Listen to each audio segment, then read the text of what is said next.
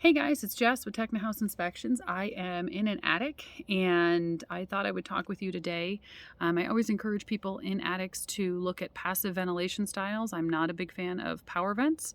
The reason being is power vents, they have motors, they have electric motors in them, and motors have a lifespan, just like everything else, your furnace, your air conditioner.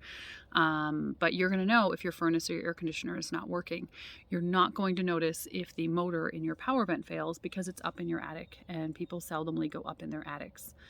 So today I'm on an inspection of an attic, and that's what's happened here, unfortunately, and they have mold growth as a result, because when you're banking on the power vent when you do the math, and the power vent is required in order to get to your ventilation numbers for that attic, and then that power vent fails, things get hairy in your attic pretty quickly. So I have actually, to test this power vent, I've actually spun it all the way to on to see if it kicks on for me, because there is, widespread sort of mold growth in this attic. And the power vent doesn't kick on. So, that's the exhaust for this, right? I always tell people the soffit vents, though, are the intake. We've talked about those a lot on the outside. That's what's going to bring that positive airflow in, and that's another part of this equation that isn't right. But power vents are something that I'm not a big fan of. I much prefer passive ventilation styles that, you're going to know there isn't a way to, unless they get plugged up with insulation, that they're going to keep functioning for you. So I'll flip the camera around real quick, show you what a power vent looks like.